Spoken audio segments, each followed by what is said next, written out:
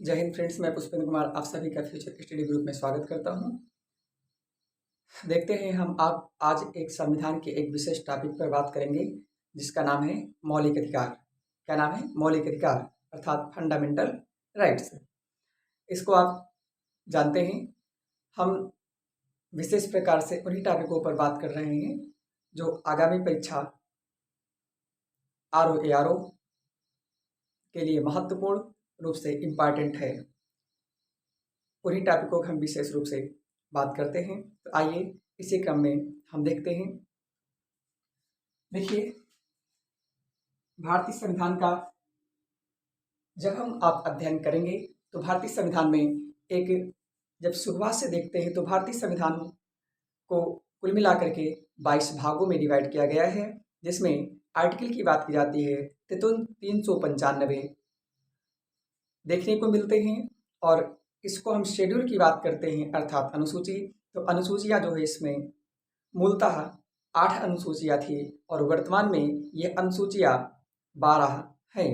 तो ये कैसे और कब हुई इनको हम विशेष बात करेंगे, लेकिन अभी हम बात करेंगे केवल और केवल मौलिक अधिकारों पर। तो देखिए, मौलिक अधिकार हमारा भारतीय संविधान के भाग नंबर 3 में इसकी बात की गई है। मौलिक अधिकार की बात भारतीय संविधान के भाग नंबर 3 में की गई है। तो देखते हैं, हम बात करेंगे मौलिक अधिकार। जो मौलिक अधिकार है इसको इंग्लिश में कहते हैं फंडामेंटल राइट्स।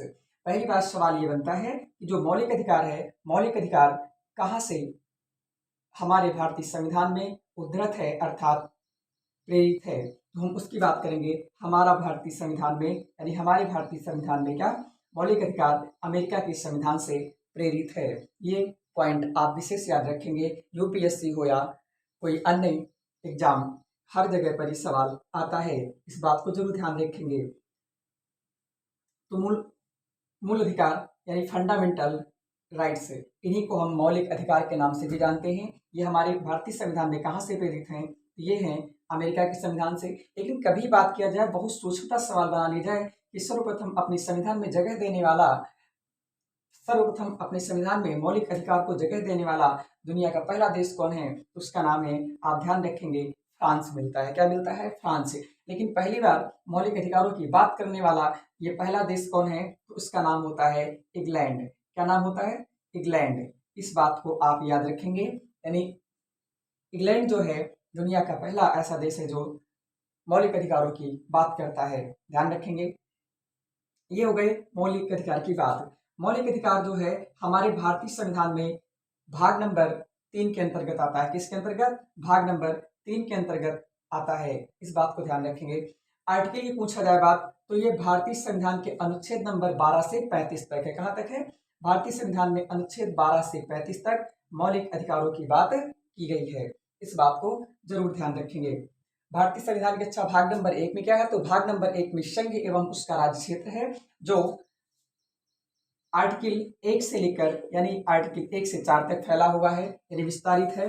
और भाग नंबर 2 में नागरिकता की बात की गई है अर्थात भारतीय संविधान में जो है सिटीजनशिप कैसे मिल सकता है भारत की नागरिकता, उसकी बात की गई है, जो भारतीय संविधान के अनुच्छेद नंबर 5 से 11 तक इसके प्रोविजन दिए गए हैं। उसी क्रम में भाग नंबर 3 में मौलिक अधिकार की बात की गई है। तो इम्पॉर्टेंट है मौलिक अधिकार। वनडे एग्जाम में अधिकांश सवाल ही पूछा जाता है कि मौलिक अधिकार किस संविधान कहाँ से कहाँ तक जो है विस्तृत हैं। तो भारतीय संविधान के 12 से लेकर 35 तक मौलिक अधिकारों की बात की गई है। अब थोड़ी सी हम बात करते हैं यह मौलिक अधिकार क्या हैं। तो मौलिक अधिकार क्या हैं?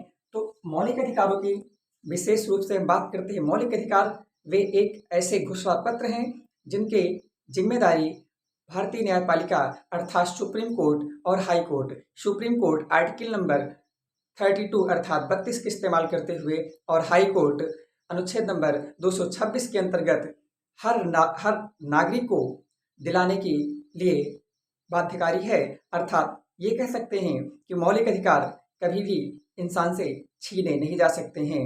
ये वे अधिकार हैं जिनमें अभी हम विस्तृत रूप से पढ़ेंगे एक एक। ठीक है, हम पहली बार मौलिक अधिकारों की बात करते हैं। मौलिक अधिकारों की सबसे पहले क्या हमारे भारत में जो है जब देश हमारा आजाद हुआ था उससे पूर्व और आज़ादी के बाद क्या हमारे भारत में इसकी बात नहीं की गई है जो हमारे भारतीय संविधान में अमेरिका से ले लिया गया है?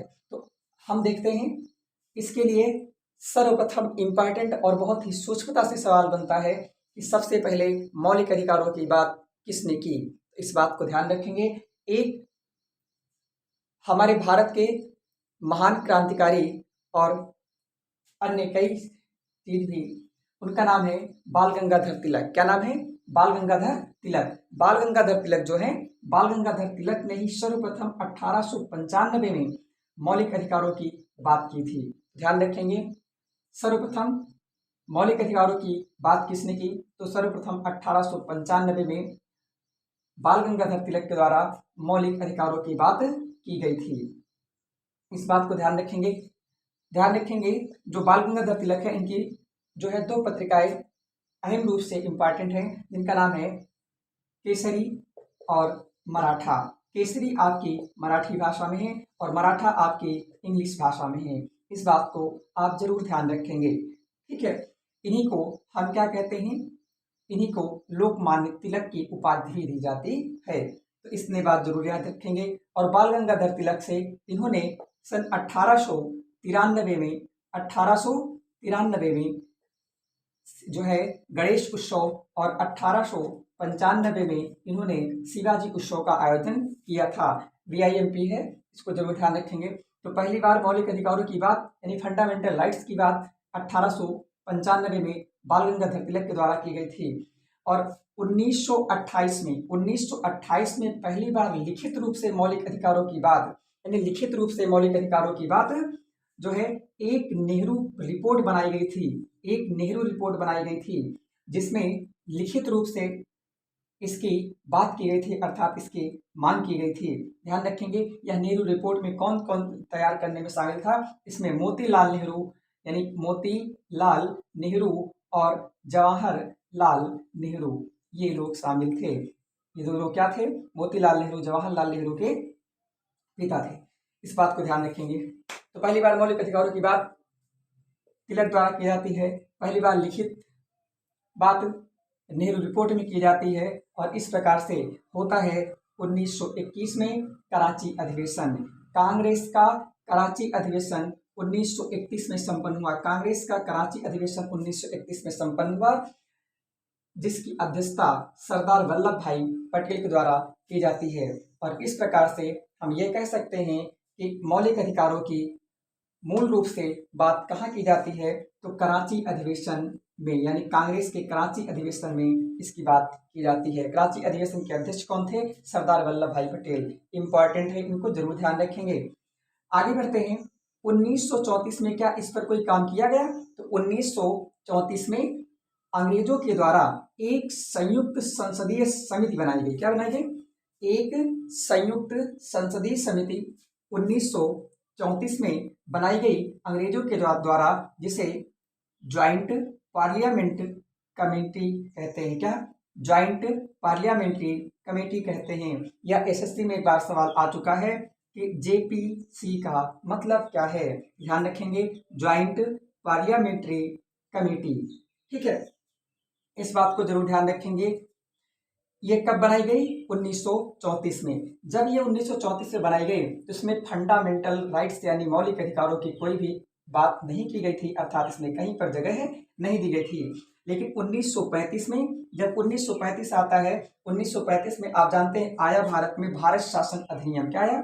1935 में जब भारत शासन अधिनियम आता है तो भारत शासन अधिनियम में भी मौलिक अधिकारों की कोई भी बात यानी कोई भी चर्चा नहीं की जाती है, ठीक है। और जब मौलिक अधिकारों कोई भी चर्चा नहीं की जाती है तो इससे भारतीय जनमानस नाराज हो जाता है, अर्थात जो भारतीय लोग हैं ये नाराजगी अपनी व्यक्त करते हैं। इसके चलते भारत में एक सप्रू, तेज बहादुर सप्रू की अध्यक्षता में, ध्यान रखें किसके? तेज बहादुर सप्रू की अध्यक्षता में एक सप्रू समिति बनाई गई। इस सप्रू समिति के तहत सिफारिश की गई मौलिक अधिकारों के लिए। तो तेज बहादुर सप्रू समिति की सिफारिश पर फंडामेंटल राइट्स यानी मौलिक अधिकारों को शामिल किया गया। इस बात को ध्यान रखेंगे। मौलिक अधिकारों को किस समिति के अंतर्गत शामिल किया गया, ध्यान रखेंगे, उसका नाम है तेज बहादुर सप्रू। क्या नाम है, तेज बहादुर सप्रू की अध्यक्षता में सप्रू समिति के अंतर्गत इसे फंडामेंटल राइट्स को जगह मिलती है। और इस प्रकार से जो तेज बहादुर सप्रू अर्थात सप्रू समिति है, इसने 1945 में कहा, 1945 में कहा, क्या कहा, तो देखिए भाई,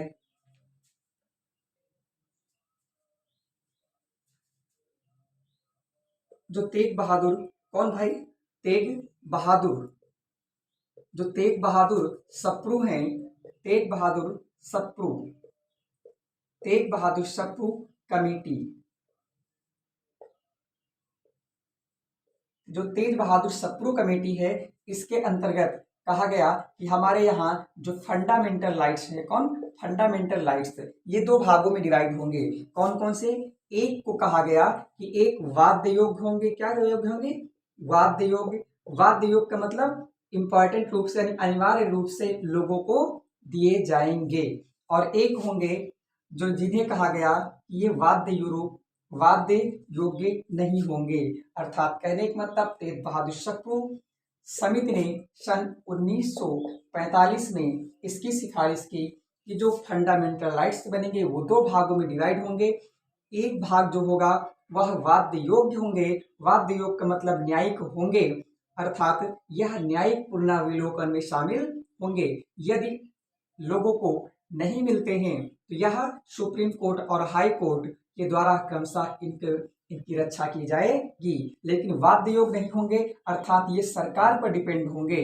किस पर, सरकार पर डिपेंड होंगे। सरकार चाहेगी तो देगी, नहीं चाहेगी तो नहीं देगी। जिनका स्वरूप आप जानते होंगे, इन्हीं को मूल रूप से फंडामेंटल राइट्स कहा जाता है, जिनको भारतीय संविधान के जो भाग नंबर, कौन, भाग नंबर 3 में इनको शामिल किया गया है।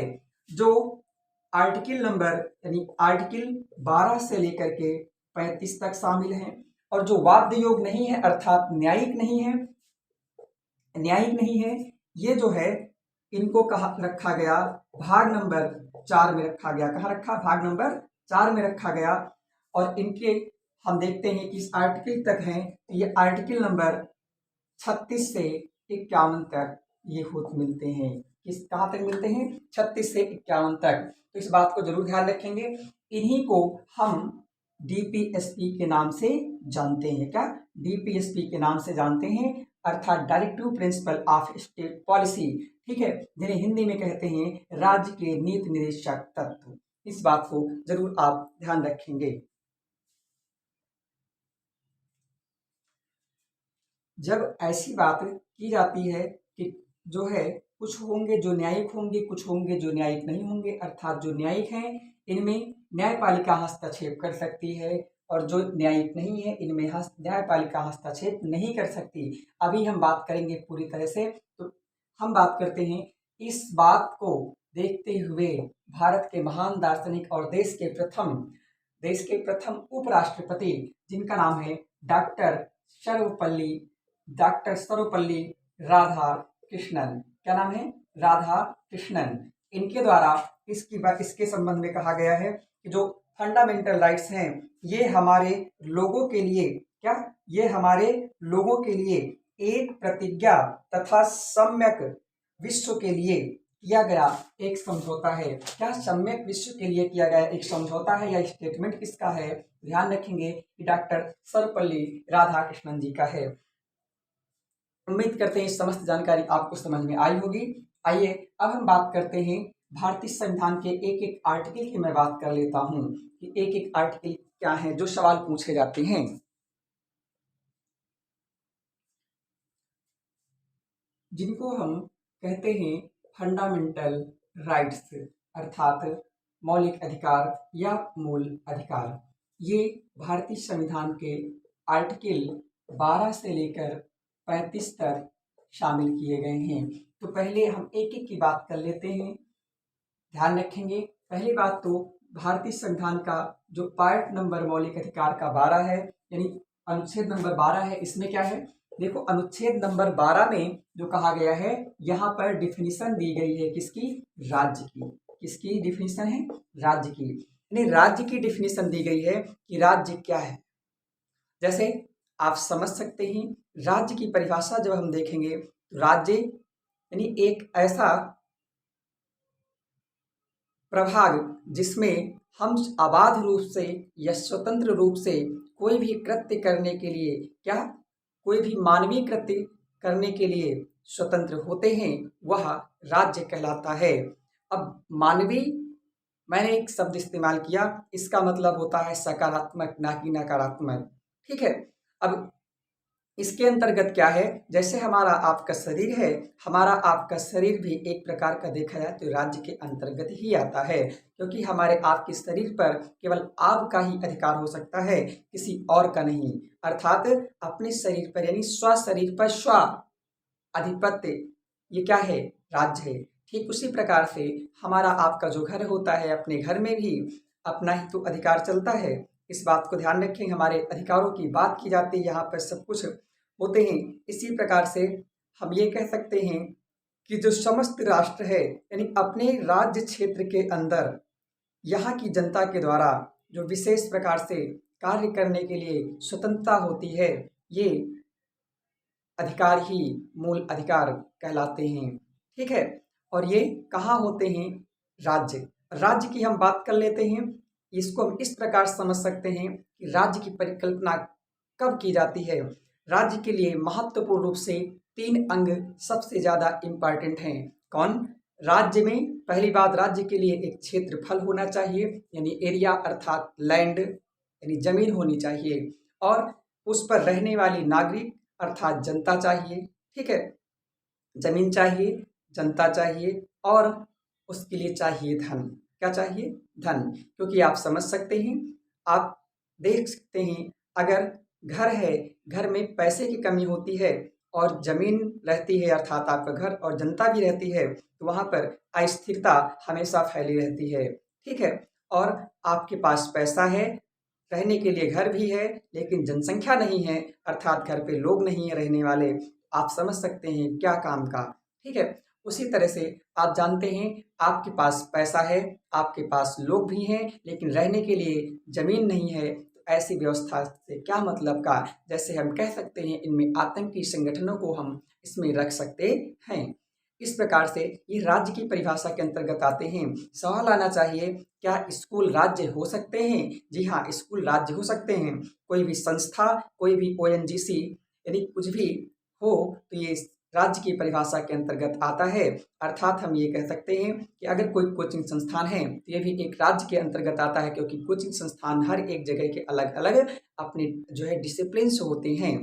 इसी प्रकार से आपको बताना होगा, जैसे गेल है, भेल है, ठीक है, आदि, ये सभी क्या हैं, ये एक राज्य हैं। ठीक है। जैसे एक टाटा इंडस्ट्रीज आती है, क्या ये एक राज्य की परिभाषा है? जी हाँ, ये राज्य की परिभाषा है। बस अंतर ये है कि 2 प्रकार के होते हैं, एक स्वायत्त, एक स्वतंत्र। ठीक है। इस बात को ध्यान रखेंगे। स्वतंत्र में हम वो स्वतंत्र मतलब कह सकते हैं, एक सरकारी और प्राइवेट जैसे कहते हैं। जो प्राइवेट होते हैं वहाँ पर विशेष प्रकार से उनकी नियमावली होती है, और जो सरकारी होती है उनकी विशेष प्रकार से होती है। ये राज्य की परिभाषाएं हैं। ठीक है। तो ध्यान रखेंगे, राज्य के आपसे सीधे सवाल आएगा वनडे में, और यूपीएससी में थोड़ा अच्छे रूप में आ जाता है। ठीक है। ये आपसे सवाल आए कि क्या एलआईसी राज्य की परिभाषा के अंतर्गत आती है? जी हाँ, एलआईसी एक राज्य है। ठीक है। हम ये कह सकते हैं, राज्य जो है की परिभाषा कहाँ है, तो भारतीय संविधान के अनुच्छेद नंबर 12 में राज्य की को परिभाषित किया गया है। क्या और भी कहीं परिभाषित किया गया है? तो अनुच्छेद नंबर 36 से 51 तक मैंने अभी बताया। डीपीएसपी में भी अनुच्छेद नंबर 36 में राज्य को डिफाइन किया गया है। अर्थात राज्य की परिभाषा, वनडे में बैठते हैं तो राज्य की परिभाषा कहाँ है, यूपीएससी आदि में बैठते हैं, सीधा सवाल कि राज्य की परिभाषा निम्नलिखित में से कितनी जगहों पर देखने को मिलता है। ध्यान रखेंगे, अनुच्छेद 12 और 36 में देखने को मिलता है। ये राज्य की परिभाषा है। 13 में क्या है? 13 में ये कहा गया है कि अगर पार्लियामेंट यानी संसद के द्वारा अगर कोई भी कानून ऐसा बनाया जाता है जो फंडामेंटल राइट्स अर्थात जितने भी हमारे फंडामेंटल राइट्स हैं अनुच्छेद 12 से लेकर के 35 तक, अगर इनमें इनका हनन करता है अर्थात इनको समाप्त करने की कोशिश करता है तो ऐसा कानून स्वतः ही शून्य हो जाएगा अर्थात प्रभावहीन हो जाएगा। इस बात को समझ पाएंगे। जैसे मान लीजिए भारत सरकार या पार्लियामेंट कोई भी ऐसा कानून बनाती है जो भारतीय क्षेत्र में रहने वाले लोगों के लिए मौलिक अधिकारों का हनन करती है, वो स्वतः ही समाप्त हो जाएगा। और मान लीजिए गलती से भी जोर दबाव से अगर यह पास होकर के लागू भी हो जाता है तो उसके लिए भारतीय संविधान जो है भारतीय न्यायपालिका वो क्या अनुच्छेद 32 के अंतर्गत सुप्रीम कोर्ट इसका रक्षा करने का काम करेगी और अनुच्छेद नंबर 226 के अंतर्गत ये हाई कोर्ट इसकी रक्षा करने का काम करेगा। इस बात को समझ जाएंगे। इस प्रकार से सुप्रीम कोर्ट और हाई कोर्ट को भारतीय संविधान का रक्षक कहा जाता है या अभिभावक कहा जाता है, लेकिन अभी हाल ही में जजमेंट के अनुसार पार्लियामेंट को भी इसका रक्षक बताया गया है। उम्मीद करते हैं ये 12 और 13 आपको समझ में आया होगा। 12 और 13 आपको पूरी तरह से समझ में आया होगा। अब हम बात करते हैं अनुच्छेद नंबर 14 से आगे की बात करते हैं। देखिए हमें फंडामेंटल राइट्स में कुल मिलाकर के स्वतंत्रताएं कुछ दी गई हैं। कितनी स्वतंत्रताएं हैं? 5 प्रकार की स्वतंत्रताएं हैं। कितनी स्वतंत्रताएं हैं? 5 प्रकार की, यानी स्वतंत्रताएं हमें कितनी दी गई हैं? 5 प्रकार की। पहला नाम है समानता। क्या? समानता।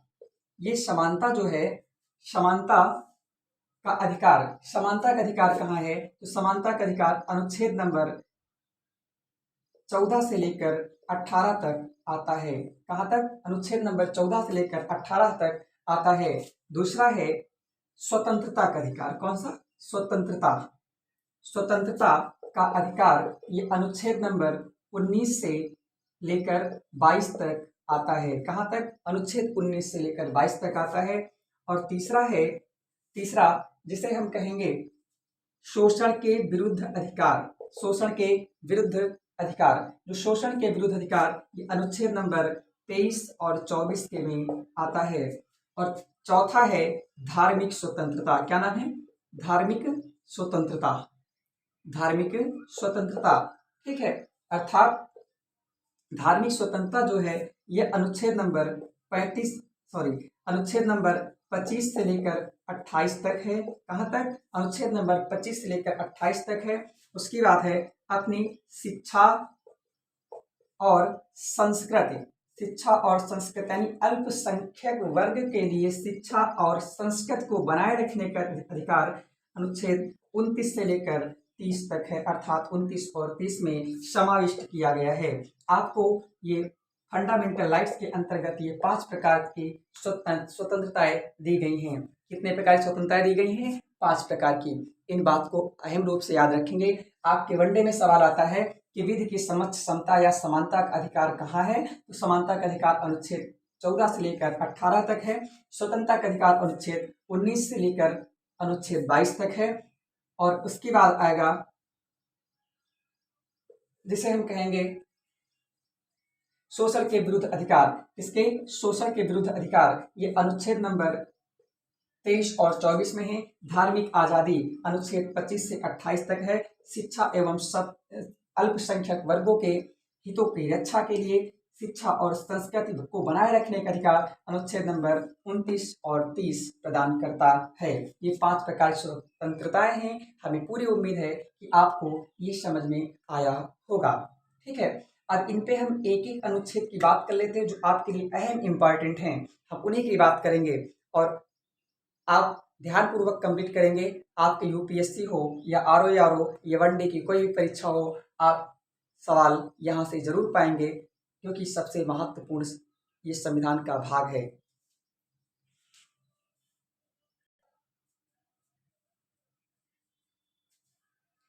देखिए ध्यान देते हैं, जो हमारे पास 5 प्रकार की स्वतंत्रताएं हैं उनमें से मैं पहली स्वतंत्रता की बात करता हूं जिसे हम कहते हैं समानता का अधिकार। किसका? समानता का अधिकार। देखो समानता का अधिकार हम ये कह सकते हैं कि समानता का जो अधिकार है अर्थात देश में रहने वाला हर एक व्यक्ति समान है, चाहे वो अमीर हो या गरीब, महिला हो या पुरुष, इन सब के लिए क्या समान अधिकार हैं। ऐसा नहीं है कि पता लगे ये महिला है तो उसके लिए समान अधिकार नहीं, उसके लिए अलग अधिकार नहीं, ऐसी कोई बात नहीं है। ठीक है, तो यही कहा गया है समानता के अधिकार। समानता के अधिकार को हम दो भागों में डिवाइड कर सकते हैं। एक है विधि के समक्ष समता, विधि के मतलब कानून के समक्ष समान। दूसरा है विधियों का समान संरक्षण। विधियों का समान संरक्षण, देखिए विधि के समक्ष समता जो है, यानी विधि के मतलब कानून, यानी कानून के समक्ष सभी समान हैं, चाहे वो अमीर हो या गरीब, कुछ भी हो। ठीक है, विधि के समक्ष यानी कानून के नजरों में सभी समान हैं। यह अधिकार हमने कहाँ से प्राप्त किया है? ये यूनाइटेड किंगडम से लिया गया है, जो एक नकारात्मक परिदृश्य में शामिल किया जाता है।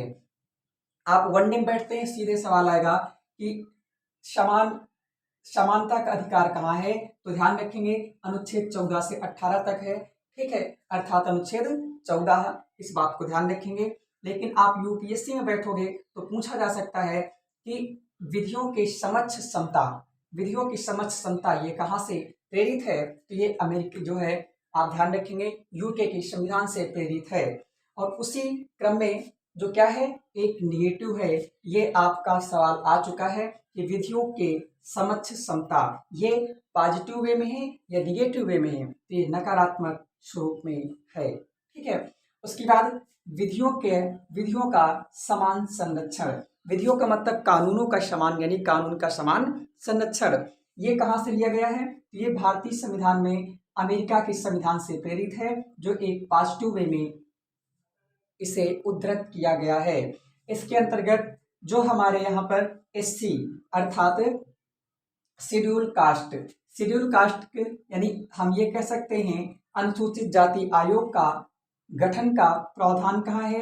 अनुच्छेद नंबर 338 में। और एसटी, इसके लिए 338 ए में इसका प्रोविजन है। यानी एससी और एसटी और ओबीसी और पीएस का मतलब फिजिकल हैंडीकैप। ठीक है, इनके सबके लिए जो बात की गई है कि इनके विधियों यानी इनके लिए कानूनों का समान संरक्षण किया जाएगा, ये बात की गई है। इसके अंतर्गत तो समानता के अधिकार के अंतर्गत। उम्मीद करते हैं जानकारी समझ में आई होगी। यानी हम ये कह सकते हैं, अगर आप अमीर हैं, हम गरीब हैं, और मान लीजिए आप कोई कांड करते हैं, हम भी कोई कांड करते हैं, तो ऐसा नहीं कि आप धनी हैं हम गरीब हैं, वो जो है अलग अलग सजा दिया जाएगा, ऐसा कोई प्रावधान नहीं है। अगर आपके साथ ऐसा होता है तो वो एक अलग बात है, लेकिन क्योंकि आप जानते हैं नियम कानून सभी किताबों में होते हैं, वास्तव में कुछ और ही होता है। ठीक है, तो इस बात को ध्यान रखेंगे कि ये जो बात है ये समस्त प्रकार से यानी कानून की नज़रों में सभी समान हैं, बस अपवाद है। अपवाद का मतलब क्या है? तो देखिए, अपवाद में कहा गया है कि भारतीय संविधान के अनुच्छेद नंबर 361, भारतीय संविधान के अनुच्छेद नंबर 361 में ये कहा गया है, पीडी का मतलब होता है प्रेसिडेंट अर्थात राष्ट्रपति, और जीओ का मतलब होता है गवर्नर यानी राज्यपाल। यानी राष्ट्रपति और राज्यपाल अगर ये पद पर रहते हुए कोई कांड करते हैं तो इनको उसी समय दंडात्मक कार्रवाई इनके लिए नहीं की जाएगी। जैसा कि आप जानते हैं, राष्ट्रपति को अगर ऐसी कोई घटना होती है, इसमें कहा ही गया है कि इसे अक्षमता या दुष्चरिता के आधार पर इसको हम आर्टिकल नंबर 61 में के अंतर्गत इम्पीचमेंट ला करके इसे हम हटा सकते हैं। क्या इम्पीचमेंट यानी जिसे हम कह सकते हैं अनुच्छेद 61 में क्या है, महाभियोग की प्रक्रिया, इसके अंतर्गत हम राष्ट्रपति को पद से हटा सकते हैं। ठीक है, ये आप जानते हैं। आपसे एक सवाल है कि राष्ट्रपति को पद से हटाने के लिए जब उसके खिलाफ इम्पीचमेंट लाया जाता है तो कितने दिन पूर्व राष्ट्रपति को सूचित अर्थात सूचना दे दी जाती है, इसे आप कमेंट करके जरूर बताएंगे। ठीक है, और राज्यपाल, ये दोनों कहाँ है? अनुच्छेद 361 में कहा गया कि अगर कोई कांड करेंगे तो इनको पद पर रहते हुए गिरफ्तार नहीं किया जाएगा, पहले इनको पद से डिसमिस किया जाएगा, उसके बाद तब इन पर कार्यवाही की जाएगी। अच्छा, ऐसा क्यों? ऐसा इसीलिए क्योंकि जो राष्ट्रपति होता है एक प्रकार से घर के दादाजी के बराबर होता है। अगर मान लीजिए देश का प्रमुख है यानी देश का प्रथम नागरिक होता है, अगर देश का राजा के खिलाफ ही ऐसा हो जाएगा, देश में अस्थिरता का माहौल पैदा हो जाएगा। इसीलिए यह काम पद पर रहते हुए नहीं किया जाता है। और आप जानते हैं राष्ट्रपति एक ऐसा पद है जिसे कभी खाली नहीं रखा जा सकता है। ठीक है, इसे खाली नहीं रखा जा सकता और यही एक ऐसा पद है जो तय समय पर ही चुनाव होता है। जब निर्धारित है तभी होगा। इससे चाहे जो भी हो जाए, चाहे लोकसभा भंग हो, चाहे समस्त राज्यों की विधानसभाएं भंग हो, इससे कोई मतलब नहीं है। ठीक है, इसका चुनाव होना ही है। इस बात को जरूर ध्यान रखेंगे। ये राज्यपाल का क्या है, तो राज्यपाल भी जिस प्रकार से राष्ट्रपति देश का प्रथम नागरिक होता है, ठीक उसी प्रकार से जो राज्यपाल है ये राज्य का प्रथम नागरिक होता है। अगर राज्य में ऐसी स्थिति हो जाती है तो यहाँ पर भी एक बुरे हालात पैदा हो जाएंगे। इसके चलते इन दोनों को पद पर रहते हुए ये जो महानायक हैं इनको गिरफ्तार नहीं किया जा सकता है। किस आर्टिकल में प्रोविजन है, तो आर्टिकल नंबर 361 में प्रोविजन है। और किसके पास है, हमारे पास एक अनुच्छेद नंबर 105 के अंतर्गत आपके जो मेंबर ऑफ पार्लियामेंट यानी जिनको एमपी कहते हैं यानी सांसद हैं। और अनुच्छेद नंबर 194 में एमएलए अर्थात मेंबर ऑफ लेजिस्लेटिव असेंबली, इनका पूरा नाम याद रखेंगे, पूछ ले जाते हैं छोटी परीक्षाओं में, जिन्हें हम विधायक कहते हैं। इनको आपने कभी देखा होगा संसद है, संसद में यानी पार्लियामेंट में, और विधानसभा में यानी लेजिस्लेटिव असेंबली में, यहाँ पर कभी देखा होगा हो हल्ला हुआ करता है। ठीक है, एक दूसरे को यहाँ तक ये नौबत आ जाती, बताइए चप्पल उतार करके भी मारने लगते हैं, जूते उतार करके भी मारने लगते हैं।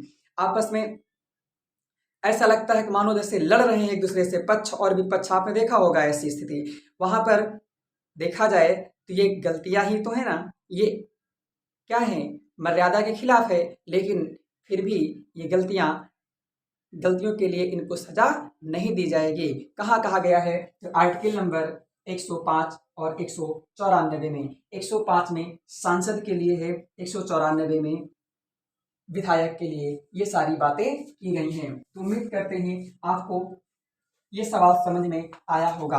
आर्टिकल नंबर 14 ये हो गया। अब आर्टिकल नंबर 15 ये क्या कहता है, इंपॉर्टेंट है। नहीं, आर्टिकल नंबर 15 इसमें क्या कहा गया है, इसमें भी कहा गया है किसी भी व्यक्ति को जाति, धर्म, लिंग, मूल वंश या अन्य किसी आधार पर उसे विभेदीकृत नहीं किया जाएगा। अर्थात हम किसी भी प्रकार से उसके साथ भेदभाव नहीं कर सकते हैं। ये आर्टिकल नंबर हमें 15 कहा जाता है, 15 कहता है। कौन कहता है, आर्टिकल नंबर 15 कहता है। तो बताइए, किसी भी जाति, धर्म, लिंग आदि के आधार पर किसी प्रकार से भेदभाव नहीं किया जाएगा। ये कहाँ कहा गया है, तो यहाँ आर्टिकल नंबर 15 में कहा गया है, यानी अनुच्छेद नंबर यह 15 में कहा गया है। लेकिन इसके लिए एक आता है अनुच्छेद 15 में ही एक भाग है, अनुच्छेद 15 के अंतर्गत पॉइंट नंबर 4, यानी अनुच्छेद 15 के पॉइंट नंबर 4 में ये कहा गया है कि एससी का मतलब शेड्यूल कास्ट और एसटी यानी शेड्यूल ट्राइब, इनके लिए आरक्षण का प्रावधान है। किसका, आरक्षण का प्रावधान है। किसका प्रावधान है, याद रखेंगे, आरक्षण का प्रावधान है। वीआईएमपी सवाल है, बताइए एससी और एसटी को आरक्षण का प्रावधान कहाँ है, तो अनुच्छेद नंबर 15 के पॉइंट नंबर 4 में इसका प्रावधान किया गया है। ठीक है, और किसके लिए है, तो एक सामाजिक व आर्थिक रूप से पिछड़ेपन के लोगों के लिए भी इसमें आरक्षण का प्रावधान किया गया है। किसका, आरक्षण का प्रावधान किया गया है। इसका मतलब क्या है कि अगर एससी और एसटी के अतिरिक्त सामाजिक और आर्थिक रूप से अगर पिछड़े हुए हैं, जो उनके लिए भी आरक्षण का प्रावधान दिया गया है। इस बात को ध्यान रखेंगे, जिसे हम ओबीसी आरक्षण कहते हैं, जो आप जानते हैं 27% का आरक्षण इसमें दिया जाता है। ठीक है, इसमें हम अभी बाद में बात करेंगे। तो ये हो जाएगा। अब इसी के अंतर्गत आप जानते हैं एक अभी हाल ही में जुड़ा हुआ है, इसका नाम है 15(5), यानी आर्टिकल नंबर 15 का पॉइंट नंबर 5 और आर्टिकल नंबर 15 का पॉइंट नंबर 6 ये जोड़े गए हैं। इनमें क्या प्रावधान है, तो इनमें ये प्रावधान किया गया है EWS, क्या EWS, यानी इनमें EWS इसका नाम सुने होंगे, इकोनॉमिक वीकर सेशन, यानी आर्थिक रूप से जो कमजोर वर्ग के लोग हैं वे जो सवर्ण बिरादर में आते हैं उनके लिए 10% आरक्षण का प्रावधान किया गया है। क्या 10% आरक्षण का प्रावधान किया गया है EWS के अंतर्गत। ये कहाँ है? ये अनुच्छेद नंबर 15(5) और 15(6) में शामिल किया गया है। ये 103वां, इसके लिए 103वां संविधान संशोधन किया गया है जो 2019 में हुआ है, क्योंकि संविधान में अगर नई बात ऐड करना है तो उसके लिए संविधान संशोधन करना जरूरी होता है। ध्यान रखेंगे EWS कैसे शामिल हुआ। EWS के लिए 103वां संविधान संशोधन 2015 में किया गया, जिसके तहत संविधान में अनुच्छेद 15(5) और अनुच्छेद 15(6) शामिल किया गया, जिसके अंतर्गत 10% आरक्षण का प्रावधान यहाँ पर किया गया है आर्थिक रूप से कमजोर वर्ग के सवर्ण बिरादर के लिए। इस बात को आप जरूर ध्यान रखेंगे, ठीक है। उम्मीद करते हैं पूरी जानकारी समझ में आई होगी। आइए 16 की बात करते हैं। अनुच्छेद नंबर 16, आर्टिकल नंबर 16 में कहा गया है लोक नियोजन, क्या लोक नियोजन में अवसर की समानता। ठीक है, लोक नियोजन में अवसर की समानता। इसका मतलब ये है कि अगर कहीं पर भी सरकारी नौकरियां अगर आपके समझ सकते हैं निकलती हैं तो उसके लिए किसी भी व्यक्ति को जाति, धर्म, लिंग, मूल, वंश के आधार पर उससे विभेदीकृत अर्थात उससे वंचित नहीं किया जाएगा। ठीक है, यानी सभी को नौकरी पाने का अधिकार है। ठीक है, इस बात को आप जरूर ध्यान रखना होगा। ये कहाँ कहा गया है? अनुच्छेद नंबर 16 में, बस कुछ अपवाद को छोड़कर। तो अपवाद क्या है देखते हैं। अनुच्छेद नंबर जो 16 है लोक नियोजन में अवसर की समानता। ठीक है, इसके अंतर्गत क्या है, इसमें कुछ स्वरूप में अपवाद भी दिया गया है। अपवाद कैसे? अभी मैंने सिखाया कि जो अनुच्छेद नंबर 15 है, अनुच्छेद नंबर 15 के अंतर्गत पॉइंट नंबर 4 जोड़ा गया, जिसमें ओबीसी को क्या दिया गया, आप समझ सकते हैं, आरक्षण। ये आरक्षण के लिए जब देश आजाद हुआ था तो स्थितियां विकट थी। उसके लिए एक 1953 में काका कालेलकर समिति बनाई गई थी। काका कालेलकर समिति ने सर्वप्रथम ओबीसी अदर बैकवर्ड क्लास, ठीक है, यानी सामाजिक और आर्थिक रूप से पिछड़े जो लोग थे इनके लिए काका कालेलकर समिति बनाई गई, जिसने सर्वप्रथम ओबीसी आरक्षण की मांग की थी। किसकी? ओबीसी आरक्षण की मांग की थी। इंपॉर्टेंट है, ओबीसी आरक्षण की मांग सर्वप्रथम किसने की, इस बात को ध्यान रखेंगे। नाम है काका कालेलकर समिति। कब? 1953 में, लेकिन इसको अस्वीकार कर दिया गया था। तभी लंबे समय के दौरान सन 1979, कौन? 1979 में एक वीपी मंडल की अध्यक्षता में मंडल आयोग का गठन किया गया। वीपी मंडल की अध्यक्षता में मंडल आयोग का गठन किया गया, जिसके तहत ओबीसी को 27% आरक्षण की बात कही गई। किसकी? ओबीसी को 27% आरक्षण की बात कही गई और 1980 में इस बात को स्वीकार कर लिया गया। ध्यान रखेंगे, मंडल कमीशन यानी मंडल आयोग की जो 27% ओबीसी को आरक्षण की बात थी, इसे स्वीकृति कब प्रदान हुई? 1980 में, यानी 1980 में से स्वीकृति प्रदान हुई। आपको याद रखना होगा, इंपॉर्टेंट है, देश के पहले गैर कांग्रेसी सरकार कब बनी थी और 1979 में देश के प्रधानमंत्री कौन थे, 1980 में देश के प्रधानमंत्री कौन बने थे। इन सवालों का जवाब आपको कमेंट में जरूर देना है। तो ध्यान रखेंगे, पहली बार ओबीसी को आरक्षण की बात काका कालेलकर समिति 1953 में की। 1979 में वीपी मंडल की अध्यक्षता में मंडल आयोग का गठन किया गया, जिसने सर्वप्रथम ओबीसी के लिए 27% आरक्षण की वकालत की थी। और यह 1980 में मान्य कर लिया गया, अर्थात स्वीकार कर लिया गया, यानी अडॉप्ट कर लिया गया। और यह जा करके 1990 में, यानी 10 साल के बाद 1990 में ओबीसी को 27% आरक्षण लागू कर दिया गया, अर्थात प्रदान कर दिया गया। जो शिक्षा, शैक्षणिक और आर्थिक रूप से कमजोर थे उनको शिक्षा और नौकरियों में आरक्षण दिया गया। इस बात को जरूर ध्यान रखेंगे। अब इसमें भी प्रावधान है, क्या ओबीसी यानी ओबीसी का जो व्यक्ति है अगर वह आर्थिक रूप से जो कमजोर है वो कंप्लीट हो जाता है, अर्थात फुल हो जाता है, क्या तब भी इसको आरक्षण मिलेगा? नहीं, तब इसको आरक्षण नहीं मिलेगा, अर्थात तब इसको आरक्षण नहीं मिलेगा। इसके लिए क्या आया तो सुनिए, इसके लिए एक क्रीमिलियर की व्यवस्था की गई। क्या?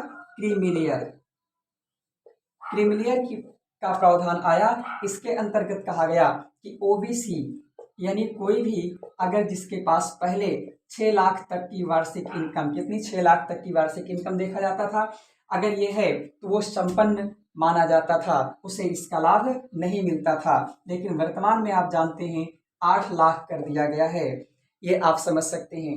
अर्थात आप ओबीसी में मान लीजिए आते हैं और आपने कोई गवर्नमेंट जो है नौकरी हासिल कर ली, तो आने वाले समय में आपके जो बच्चे हैं उनको इस आरक्षण का प्रावधान, इस आरक्षण का लाभ नहीं मिल पाएगा, क्योंकि आप तो संपन्न हो गए ना। जब आप संपन्न हो गए तो आप कहाँ रहे? आर्थिक रूप से पिछड़े, ठीक है, आर्थिक और सामाजिक रूप से पिछड़े नहीं रहे, अर्थात आपको आरक्षण का लाभ नहीं दिया जाएगा।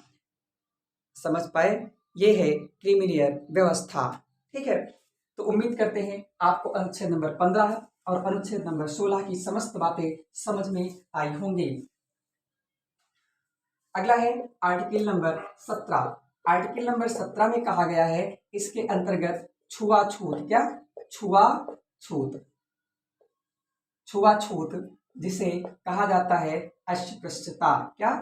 अस्पृश्यता, अस्पृश्यता का अंत, अर्थात अनुच्छेद भारतीय संविधान का अनुच्छेद नंबर 17 ये छुआछूत पर बैन लगाता है। जैसे कुछ समय के पहले, यानी लंबे समय के पहले ये कहा जाता था, जैसे मैंने आपको 1857 क्रांति में ही कहा था कि उसने जो सफाई कर्मी था उसने मंगल पांडे को कहा था, सुबह नहाने जा रहे थे, कहा का हो पाड़े, कहाँ पर जा जो है क्या हाल है, तो मंगल पांडे ने कहा था कि क्या कहा था, तुम अछूत हमको जो है कैसे हमसे बोल सकते हो? तो उसने यही तो कहा था कि अरे अब क्या करना, अब तुम में और हम में अंतर क्या रह गया, ठीक है।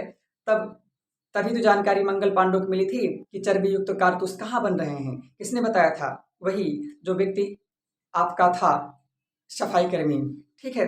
तो उसी तरह से जैसे छुआछूत में तुम चमार हो, तुम्हारा छुआ खाना नहीं खाएंगे, ठीक है, तुम अन्य हो, यानी इस तरह से कहा जाता था कि अलग अलग जो बिरादर हैं इनमें क्या एक द्वेष की भावना पैदा की जाती थी, यानी इसे कहते हैं छुआछूत, इंग्लिश में कहते हैं टचबिलिटी, ठीक है। तो इसका अंत किया गया है भारतीय संविधान के अनुच्छेद नंबर 17 के अंतर्गत। यानी अगर आपको कोई आपके साथ ऐसा भेदभाव करता है तो आप उसके खिलाफ सुप्रीम कोर्ट और हाई कोर्ट जा सकते हैं, उसे दंडित किया जाएगा, क्या? उसे दंडित किया जाएगा। इस बात को जरूर ध्यान रखेंगे। इंपॉर्टेंट है, छुआछूत का अंत कहाँ है? अनुच्छेद नंबर 17 में, ठीक है। इसी तरह से अनुच्छेद नंबर 18, अनुच्छेद नंबर 18 में है क्या है? तो अनुच्छेद यानी आर्टिकल नंबर 18 में कहा गया है टाइटल यानी उपाधियों का अंत, किसका? उपाधियों का अंत किया गया है, किसका? उपाधियों का अंत। उपाधियों का अंत का मतलब जैसे आप समझ सकते हैं, पहले लोग कुछ होते नहीं थे, गांव में नाम रख लेते थे वकील साहब, क्या रखते थे? वकील साहब। कप्तान नाम रख लेते थे, कप्तान सिंह, पृथ्वीपाल सिंह, इस तरह से बड़े बड़े भारी भरकम उपाधियां नाम रख लेते, जो है उपाधियां धारण कर लेते थे। तो इसके अंतर्गत कहा गया कि कोई भी उपाधि धारण नहीं करेगा, केवल सिवाय शिक्षा और सेना के, शिक्षा और सेना के, यानी कि अगर आप शिक्षा में उस पद पर हैं तो वो उपाधि धारण कर सकते हैं, यानी आप अध्यापक हैं तो आपको मास्टर साहब कहा जा सकता है। और आप यानी सेना में हैं, जैसे मान लीजिए सेना में आप मेजर बन गए तो आप मेजर फला फला कहलाएंगे। और शिक्षा में जैसे एडवोकेट की उपाधि होती है, इंजीनियर होता है, डॉक्टरेट की उपाधि होती है, ये सभी उपाधियां क्या आप अपने नाम के साथ इस्तेमाल कर सकते हैं, अर्थात ये उपाधियां एक्सेप्टेबल हैं और अन्य उपाधियां एक्सेप्टेबल नहीं हैं। ये उम्मीद करते हैं आपको समझ में आया होगा। ठीक है, ये उपाधियों का अंत है। अब इसी के अंतर्गत सवाल आता है कि जो हमारे यहाँ पद्म पुरस्कार दिए जाते हैं, हमारे यहाँ पर 3 पद्म पुरस्कार दिए जाते हैं, कौन कौन? पद्मश्री, पद्म भूषण, पद्म विभूषण। पद्मश्री, पद्म भूषण, पद्म विभूषण 3 ये हो गए।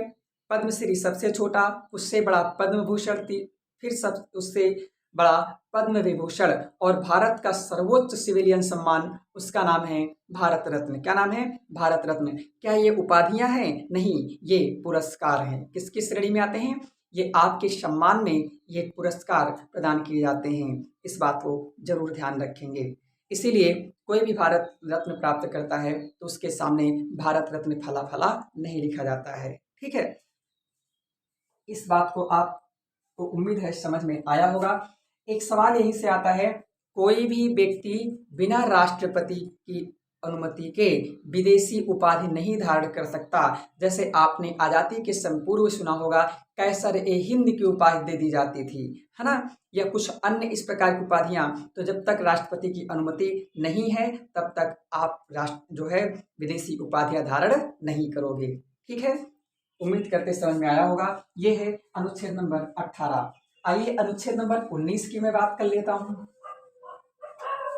अनुच्छेद नंबर 19 ये है कि बड़ा ही महत्वपूर्ण है और सबसे ज़्यादा 19 से लेकर 22 तक सबसे इम्पॉर्टेंट हैं। ठीक है, अनुच्छेद 19 में कहा गया है स्वतंत्रता का अधिकार। किसका? स्वतंत्रता का अधिकार, यानी वाक एवं अभिव्यक्ति की आज़ादी, यानी बोलने का अधिकार। इसमें क्या?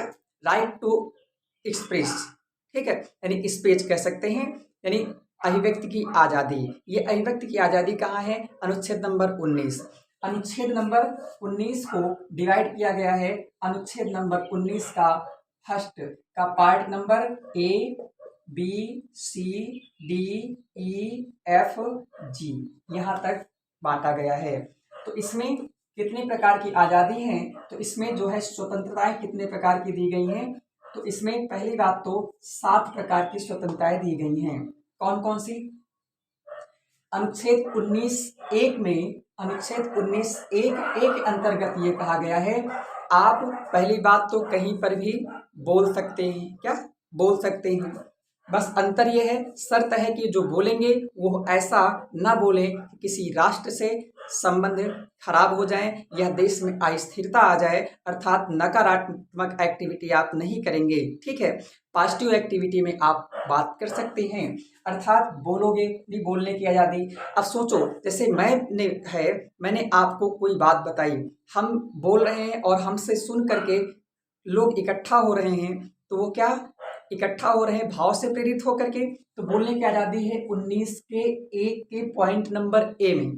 ठीक है, और जब इकट्ठा हो जाएंगे तो हम कहेंगे अच्छा एक काम करते हैं और मीटिंग कर लेते हैं। तो मीटिंग करने का अधिकार, अर्थात इसे हम कहते हैं संगम या सभा करने का अधिकार, हथियार रहित सभा करने का अधिकार आर्टिकल नंबर 19 के 1 के B पॉइंट में है। और मान लीजिए हमसे आप सेटिस्फाई हो जाते हैं, यानी सभा पूरी सेटिस्फाई हो जाती है, तो हम कहेंगे आइए अच्छा पे एक पार्टी बना लिया जाता है। क्या? पार्टी बना लिया जाता है। तो पार्टी बनाने का अधिकार है, जिसे हम कहते हैं संघ बनाने का अधिकार, यह एक पार्टी बनाने का अधिकार, जिसका मुख्य उदाहरण हो सकता है राजनीतिक दल। क्या? राजनीतिक दल। और जैसे संत महात्माओं के ट्रस्ट होते हैं, ये सभी इसी के अंतर्गत आते हैं, अर्थात इसके अंतर्गत बनाए जाते हैं। बनाए जाने की केवल बात कर रहे हैं। ठीक है, और आप समझ सकते हैं जब ये बन जाएगा, मान लीजिए एक राजनीतिक दल बन गया, तो राजनीतिक दल बन गया तो क्या बैठा रहेगा? नहीं, वो आगे निकलेगा, चलो प्रचार प्रसार करते हैं। तो प्रचार प्रसार करने का अधिकार कहाँ है? 19 के 1 के पॉइंट नंबर D में। ठीक है, और जब प्रचार प्रसार करने के लिए जब आप निकलोगे तो उससे हम कह सकते हैं, प्रचार प्रसार का मतलब होता है अबाध रूप से जो है भ्रमण करने का अधिकार, क्योंकि यहाँ समझ लेते हैं एग्जाम में आ जाता है, दिक्कत आ जाते हैं। अबाध रूप से भ्रमण करने का अधिकार। और जब भ्रमण करने के लिए निकलोगे तो आप कहीं पर, जैसे राहुल गांधी उत्तर से दक्षिण की यात्रा किए, तो जगह जगह पर रुकते थे ना, तो रुकने का अधिकार है। अर्थात भारत में कहीं पर भी स्टैंड यानी रुकने का या बसने का अधिकार कहाँ है? ई नंबर में है। कहाँ पर? 19 के ए के पॉइंट नंबर ई में। और जब आप रुक जाओगे, लंबे समय तो रुके रहोगे, तुम्हारे पास संपत्ति इकट्ठा हो जाएगी। तो आप जानते हैं एफ में संपत्ति का अधिकार था। क्या? संपत्ति का अधिकार था। हमने था शब्द का इस्तेमाल किया, ठीक है। संपत्ति का अधिकार था। और संपत्ति के अधिकार के बाद अनुच्छेद नंबर 19 के एक के जी ने ये कहा गया है कि आप कहीं पर भी भारत में व्यापार कर सकते हैं, अपने जीविकोपार्जन के लिए क्या? ट्रेड यानी व्यापार आदि कर सकते हैं। इस बात को समझ जाएंगे। उम्मीद करते हैं सारी जानकारी समझ में आई होगी। ये कुल मिला के 7 प्रकार की स्वतंत्रताएं थी, लेकिन वर्तमान में ये मात्र 6 प्रकार की हैं। एक कहाँ लुप्त हो गई? तो ये जो है, एक जो था, इसे हम कहते हैं संपत्ति का अधिकार। संपत्ति का अधिकार ये मौलिक अधिकार से निकाल करके इसको 44वां संविधान संशोधन यानी कॉन्स्टिट्यूशनल अमेंडमेंट के अंतर्गत इसे उठा करके रख दिया गया। आर्टिकल नंबर 300 का में, आर्टिकल नंबर 300 ए में उठा करके इसे लीगल राइट्स यानी कानूनी अधिकार बना दिया गया है। अच्छा, कानूनी अधिकार क्या होता है? इसका मतलब ये है कि आपके पास कितनी संपत्ति है इसका ब्यौरा सरकार ले सकती है। ये है। पहले था, पहले ये कहा जाता था कि नहीं, आप नहीं ले सकते। समझ जाएंगे ना? तो ये आप ध्यान रखेंगे। सीधे सवाल आता है कि सबसे ज्यादा बार सवाल पूछा जाने वाला कि संपत्ति के अधिकार को कब रिप्लेस करके इसे लीगल राइट्स बनाया गया। ध्यान रखेंगे, 44वां संविधान संशोधन 1978। कब? 44वां संविधान संशोधन 1978 के अंतर्गत इसे लीगल राइट्स बनाया गया। उम्मीद करते हैं बात समझ में आई होगी। अब आगे है अनुच्छेद नंबर 19। अनुच्छेद नंबर 19 का सेकंड पॉइंट, अभी आपने फर्स्ट पॉइंट पढ़ा, सेकंड में कहा गया है कि कहाँ कहाँ पर आप पर रोक लगाई गई है, उसे युक्ति प्रतिबंध कहते हैं। क्या? युक्ति प्रतिबंध। नहीं पता लगे, आप पता लगे बोलने लगे और बोलते बोलते ऐसा आप भड़काऊ भाषण दें कि इससे पूरे देश में अस्थिरता का माहौल जागृत हो जाए, तो इसके लिए रोक लगाई गई है कि आप कहाँ कहाँ पर नहीं बोलेंगे। तब ये पढ़ेंगे तो लंबा समय खींच जाएगा। इस प्रकार जानिएगा कि कहाँ कहाँ पर आपको बोलने आदि पर रोक लगाई गई है, ये सभी इसमें शामिल है। इस बात को समझ जाएंगे। इसी के अंतर्गत जैसे कहा जाता है कुछ जनजातीय क्षेत्रों में आपको जाने से मना किया जाता है। जैसे नागालैंड क्षेत्र में जाएंगे, वहां पर कुछ क्षेत्रों में प्रवेश नहीं दिया जाएगा। आप सेंटिलीज आइलैंड पर जाना चाहेंगे तो आपको नहीं जाने दिया जाएगा। और वहां पर ये मौलिक अधिकार लेकर नहीं घूमेंगे। पता लगे हम कहीं पर भी आ जा सकते हैं। अब पता लगे कहीं पर आ जा सकते हैं और जाकर के तुम जो सेंटिलीज जनजातियों ने मार दिया तो क्या करोगे, है ना? इसलिए ये कहाँ कहाँ नहीं आप प्रवेश कर सकते हैं, ये जानकारी सारी दी गई है पॉइंट नंबर सेकंड में। उम्मीद करते हैं समझ में आया होगा। सवाल ये आता है मीडिया, ये मीडिया कहाँ रहती है, यानी प्रेस की आज़ादी कहाँ है? तो प्रेस की आज़ादी अभी मैंने बताया, बोलने का अधिकार। बोलने का अधिकार कोई भी है, वो सभी अनुच्छेद नंबर 19 के पॉइंट नंबर 1 के ए पार्ट में आता है। तो मीडिया वालों को देखा होगा, माइक लेकर पहुंच जाते हैं, जहां देखो वहां पहुंच जाते हैं ना। तो ये इनका अधिकार कहाँ है? तो इनके लिए यह अधिकार अनुच्छेद नंबर 19 के पॉइंट नंबर 1 के ए पॉइंट में। कहाँ? ए पॉइंट में, ठीक है। और यहीं पर अच्छा एक सवाल है कि बताइए, हम आप ध्वजारोहण करते हैं, क्या? ध्वजारोहण। जब हम आप ध्वजारोहण करते हैं तो ये भी तो एक क्या है, हम अपना भाव किसी को प्रकट कर रहे हैं कि हम अपने बोलने की ही तो एक संकेत है। ये कहाँ है? तो इसको कमेंट करके आप जरूर बताएंगे कि हमें झंडा फहराने का अधिकार ये कहाँ पर आता है। ये भी भाई मौलिक अधिकार है, इसे आप जरूर ध्यान देंगे, ठीक है। अब हम बात करते हैं अनुच्छेद नंबर 20। किसकी? अनुच्छेद नंबर 20 की बात करते हैं। अनुच्छेद नंबर 20 में क्या कहा गया है? देखिए, अनुच्छेद नंबर 20 में क्या कहा गया है? 20 में कहा गया है दोष सिद्ध के संबंध में संरक्षण। सीधे सवाल कहा गया अगर आए कि दोष सिद्ध के संबंध में संरक्षण किस अनुच्छेद में है, तो अनुच्छेद नंबर 20 में है। इस बात को ध्यान रखेंगे। इवन डे आदि में सवाल आता है और बड़ी परीक्षा है तो वहां पर थोड़ा डीप में जा सकता है। कहेगा बताइए क्या कहा गया है? तो दोष सिद्ध के संबंध में संरक्षण, इसके मतलब ये है कि आपको अगर दोषी आपको करार दोषी दिया जाता है, अर्थात दोषी बना दिया गया है। तो इसके लिए जो सरकार है, सरकार कभी भी कोई दंडात्मक कार्रवाई ऐसी नहीं करेगी जो कि दांडिक विधि बनाई गई है, यानी दंड की विधि बनाई गई है, और वह उसके जिस दिन आपको न्याय सुनाया जाना है उसी दिन एक कोई नया कानून या उसके एक दिन पहले का कानून बना हुआ आता है तो वो आपके ऊपर लागू नहीं होगा। आपके ऊपर वही कानून लागू होगा जो जिस दिन आपने कृत्य किया है उस दिन तक मान्य था, ठीक है, या फिर उस समय तक कानून में था वही आपके ऊपर लागू होगा।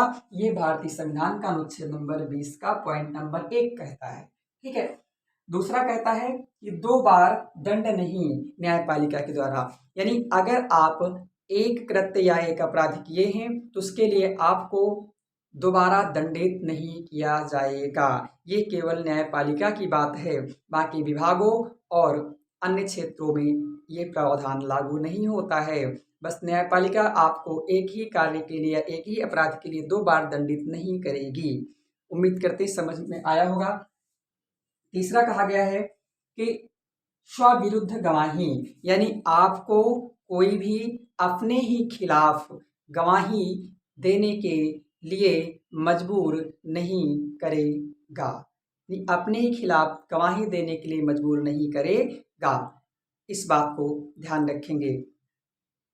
आपको गिरफ्तारी की बात हम आगे करेंगे क्योंकि वो और यह दोनों एक दूसरे से मिले जुले होते हैं, ठीक है, समझ में आया होगा। आइए अनुच्छेद नंबर 21 की बात करते हैं।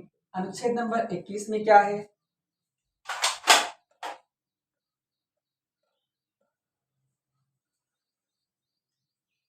वही अगला अनुच्छेद है 21। अनुच्छेद नंबर 21 में कहा गया है प्राण एवं दैहिक स्वतंत्रता। प्राण एवं दैहिक स्वतंत्रता, ठीक है, protection of life and personal liberty. नाम से ही कंफर्म होगा कि पर्सनल लिबर्टी, इसके अंतर्गत ये कहा गया है कि हमें जीने के लिए जो जो भी ऑब्जेक्ट्स इम्पॉर्टेंट हैं, अर्थात ये सभी प्रकार से जितने भी चीज़ें हैं वो सभी हमें जीने के अधिकार के अंतर्गत आएंगी। किसके अंतर्गत? जीने के अधिकार के अंतर्गत आएंगी। ध्यान रखेंगे ये अनुच्छेद नंबर 19 में कहा गया है जीने का अधिकार। आप खुद सोच सकते हैं आपके लिए जीने के लिए क्या क्या आवश्यक है, अर्थात इसमें विभिन्न प्रकार से पहलू शामिल हो जाते हैं जिससे अनुच्छेद 19 एक बहुत बड़ा रूप धारण कर लेता है, अर्थात एक बड़ा स्वरूप धारण कर लेता है। इसीलिए कहते हैं अनुच्छेद 19 और अनुच्छेद 21 ये एक बहुत ही बड़े अनुच्छेद में गिने जाते हैं। इनमें बहुत कुछ आ जाता है। जैसे मान लीजिए आप कॉल पर किसी से बात कर रहे हैं, आपकी गैर जानकारी में सामने वाला आपकी वॉइस रिकॉर्डिंग करता है तो ये आपके 2 प्रकार से हनन है। एक तो अनुच्छेद 19 का हनन है और दूसरा अनुच्छेद 21 के तहत ये हनन है, क्योंकि ये आपके जीवन से संबंध रखता है। इस बात को ध्यान रखेंगे।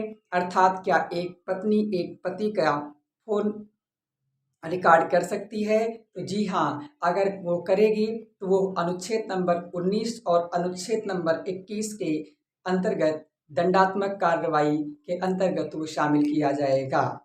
समझ पाए बात को? ये ध्यान रखेंगे। और भी बहुत कुछ, आपको कोई भी कीचड़ युक्त एरिया में चलने के लिए मजबूर नहीं कर सकता, आपको कोई भी स्वच्छ पानी पीने से मना नहीं कर सकता, स्वच्छ हवा लेने से मना नहीं कर सकता, यानी जीने के लिए जो जो भी इम्पॉर्टेंट हैं वो चीज़ों के लिए आपको कोई जो है मजबूर नहीं कर सकता है। इस बात को ध्यान रखेंगे। आइए कुछ प्रावधान देखते हैं। इसमें न्यायपालिका के द्वारा, पहले की बात करते हैं, न्यायपालिका के द्वारा अर्थात न्यायालय के द्वारा एक गोपालन बनाम मद्रास राज्य के द्वारा, मद्रास राज्य के द्वारा 1950 में एक जो अधियाचना डाली गई थी जिस पर जजमेंट आया था, तो इस पर जो है न्यायालय ने कहा था कि जीवन का अर्थ समझाया था कि जीवन का अर्थ क्या है। तो जीवन का अर्थ कहा था कि ये केवल जीवित रहना ही ये जीवन का अधिकार है। क्या? जीवन का अर्थ समझाया था केवल जीवित रहना ही जीवन है। लेकिन इसके लिए आप सोचिए, आपको केवल जीवित रखा जाए, आपको कहा जाए कि आपको घर से बाहर नहीं निकलना है, तो आप सोचिए क्या आप गलत आपके साथ नहीं हो रहा है? क्यों? क्योंकि आपको घर से बाहर नहीं निकलने दिया जा रहा, तो ये तो भी तो जीवन जीने का अधिकार ही है। आपको खाना पीना कपड़ा बस यहीं तक सीमित नहीं रखा जाना चाहिए, अर्थात ये जो है इसका मतलब यही था। लेकिन 1978 में एक हैं इंदिरा गांधी, सॉरी मेनका गांधी, क्या नाम है? मेनका गांधी। मेनका गांधी को विदेश भ्रमण पर जाना था। जैसे ही विदेश भ्रमण के लिए इन्होंने अप्लाई किया, तैसे इनको खारिज कर दिया गया। कहा गया तुमको जीने के लिए सब कुछ तो यहाँ पर इन्वॉल्व मतलब कि पर्याप्त है। लेकिन इन्होंने इसके लिए सुप्रीम कोर्ट गई और सुप्रीम कोर्ट में इन्होंने सरकार के खिलाफ कार्य किया। क्या? कि मेनका गांधी बनाम भारत संघ, इसके खिलाफ इन्होंने जब लड़ाई लड़ी तो 1978 में ये कहा गया कि नहीं, जो भी जीने के लिए है वो समग्र चीज, जो भी जीने के लिए आवश्यक है वो सभी जीने के अधिकार के अंतर्गत आता है। अर्थात विदेश भ्रमण के लिए बताइए कौन कौन से 2 आर्टिकल शामिल हैं? आप इंजॉय के लिए जाएंगे, इंजॉय क्या है? इंजॉय भी एक जीने के अधिकार ही तो है। तो इंजॉय के लिए जाएंगे अर्थात और इससे कोई रोकता है तो अनुच्छेद 21 का हनन है, और विदेश भ्रमण करने के अधिकार ये अनुच्छेद 19 का हनन है। ध्यान रखेंगे।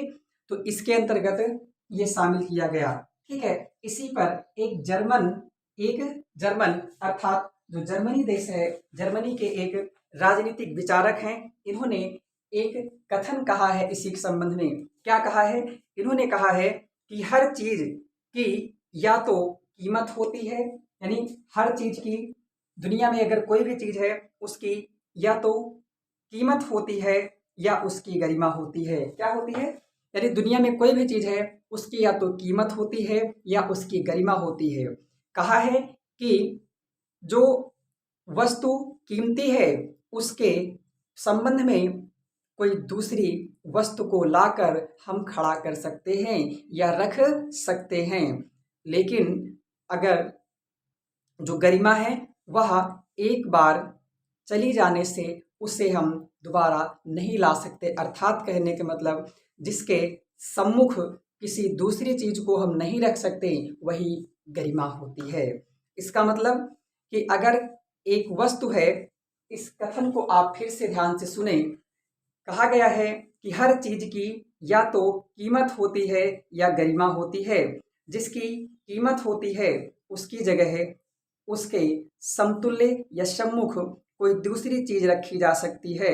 इसके विपरीत तो तमाम कीमतों से ऊपर हो और जिसका कोई मूल्य ना हो उसको ही गरिमा कहते हैं।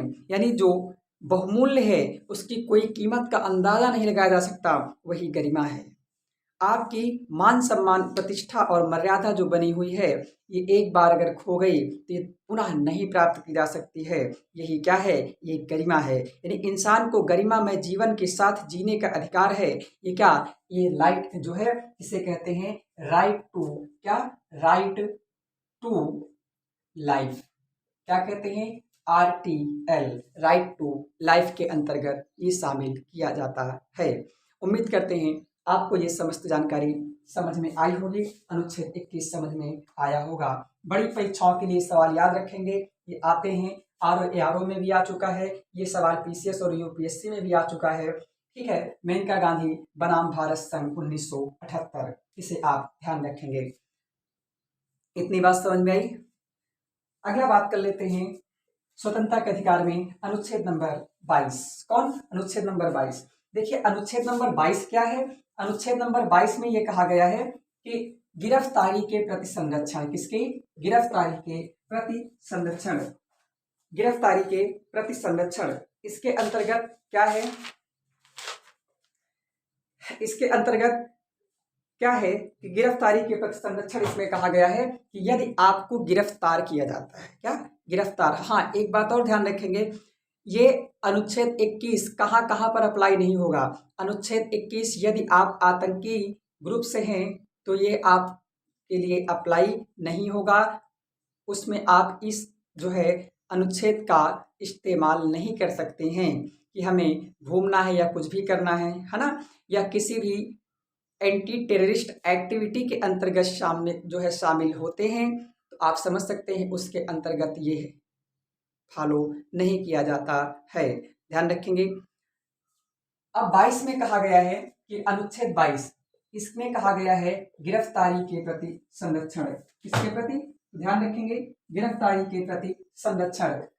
मतलब अगर आपकी किसी कारणवश गिरफ्तारी होती है तो आपको उसके प्रति संरक्षण प्रदान किया गया है। तो कौन कौन से हैं? तो महत्वपूर्ण रूप से पहला तो अगर आपको गिरफ्तार किया जाएगा तो आपको कारण जानने का अधिकार है। क्या अधिकार है? यदि आपको गिरफ्तार किया जाता है तो उसमें protection against arrest and detention इन क्या सर्टेन, इसके सर्टेन केस, इसके अंतर्गत आपको यह जानने का अधिकार है कि आपको क्यों गिरफ्तार किया जा रहा है। ठीक है, आपको गिरफ्तार क्यों किया जा रहा है, ये अनुच्छेद नंबर 22 के पॉइंट नंबर 1 पे कहा गया है। और उसके बाद 2 में कहा गया है कि आपको गिरफ्तार किया गया है तो उसके बाद आपको मनपसंद वकील चुनने का अधिकार है। क्या? मनपसंद वकील चुनने का अधिकार है। ये आर्टिकल नंबर 22 के दूसरे पॉइंट में कहा गया है। अनुच्छेद नंबर 22 के तीसरे पॉइंट में कहा गया है कि आपकी गिरफ्तारी होती है तो 24 घंटे के अंदर किसी न्यायिक अधिकारी के सामने आपको प्रस्तुत किया जाएगा। अर्थात हम कह सकते हैं मजिस्ट्रेट, यानी सबसे छोटा अधिकारी कौन होता है? मजिस्ट्रेट यानी तहसीलदार। ठीक, इसके सम्मुख प्रस्तुत किया जाएगा। कितने घंटे के अंदर? याद रहे 24 घंटे के अंदर। बस इसमें शर्त है कि इसमें कहीं पर भी आपके पास रास्ते का समय काउंट नहीं किया जाएगा और अवकाश का समय काउंट नहीं किया जाएगा। मान लीजिए आपकी गिरफ्तारी आज कर्नाटक राज्य में होती है और आप उत्तर प्रदेश के निवासी हैं, भाग करके आप कर्नाटक में छुप गए और कर्नाटक से आपको पुलिस के द्वारा गिरफ्तार किया गया। उत्तर प्रदेश पुलिस कर्नाटक पुलिस के सहयोग से गिरफ्तार किया आपको, तो वहां से कर्नाटक से यहाँ पर आते आते ही 1-2 दिन बीत जाएंगे, तो वहां से यहाँ तक आते आते बीत जाएंगे तो भैया 24 घंटे ज़्यादा तो ऐसे ही हो जाएंगे, है ना। तो जा करके तुम सुप्रीम कोर्ट चले जाओगे। इसीलिए कहा गया कि रास्ते का समय काउंट नहीं किया जाएगा। और मान लीजिए आपको ले आया गया और आज के बाद कल मान लो लाया गया, उसके बाद परसों और नरसों यानी छुट्टी पड़ गई, किसी कारणवश छुट्टी पड़ गई तो वो भी इसमें काउंट नहीं किया जाएगा 24 घंटे में। इस बात को आप विशेष तौर से ध्यान रखेंगे। ठीक है, यानी अवकाश और रास्ते का समय इसमें काउंट नहीं किया जाता है।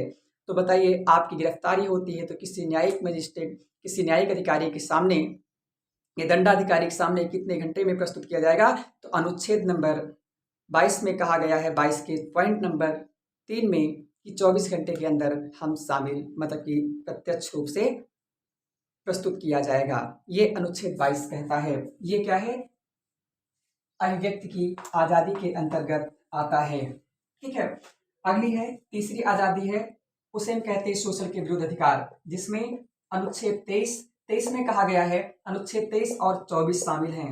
अनुच्छेद 23 में कहा गया है कि शोषण के विरुद्ध अधिकार यानी किसी भी व्यक्ति और बलात्श्रम यानी किसी भी व्यक्ति या बालक एवं बालिकाओं से किसी भी प्रकार का शोषण नहीं किया जा सकता है।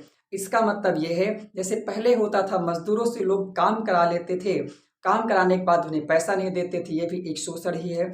और राजे महाराजे जो हुआ करते थे वो आदेश दे देते थे कि हमारे यहाँ पर ये करना है वो करना है, समस्त प्रकार के लोग जाते थे। ये क्या है? उसे बेगार व्यवस्था कहते हैं। यानी ये सब व्यवस्था अब बैन कर दी गई है। समझ जाएंगे कहाँ कहा गया है? अनुच्छेद नंबर 23 में। अनुच्छेद नंबर 24 के अंतर्गत ये है, ये स्पेशल बालकों के लिए यानी बच्चों के लिए बना है, बालक या बालिका। ठीक है, इसमें कहा गया है कि 14 वर्ष 14 वर्ष से जो नीचे बच्चे हैं इनको किसी भी जोखिम भरे कार्य में नहीं लगाया जाएगा। इस बात को ध्यान रखोगे। ये कहता है शोषण के विरुद्ध अधिकार। ठीक है, आपको जीने की आज़ादी के अंतर्गत एक पॉइंट छूट गया है जिसे हम कहते हैं अनुच्छेद 21A या 21 का, जो 86वां संविधान संशोधन, कौन सा? 86वां संविधान संशोधन 2002 में जोड़ा गया है। इसे कहा गया कि अगर शिक्षा नहीं है तो क्या जीना, है ना, शिक्षा नहीं है तो क्या जीना, यानी जीने के अधिकार के अंतर्गत शिक्षा को शामिल किया गया। इसे कहते हैं RTE, यानी right to education. Right to education, right to education, ये भारतीय संविधान के अनुच्छेद नंबर 21 के का में शामिल किया गया या 21A में शामिल किया गया 86वां संविधान संशोधन 2002 के अंतर्गत। इसे ध्यान रखोगे तो उम्मीद करते हैं शोषण के विरुद्ध अधिकार आपको समझ में आया होगा। ठीक है, यहाँ तक सवाल है इनमें से जो पेपर में खूब पूछे जाते हैं अनुच्छेद से। ठीक है, उसके बाद है धार्मिक आज़ादी।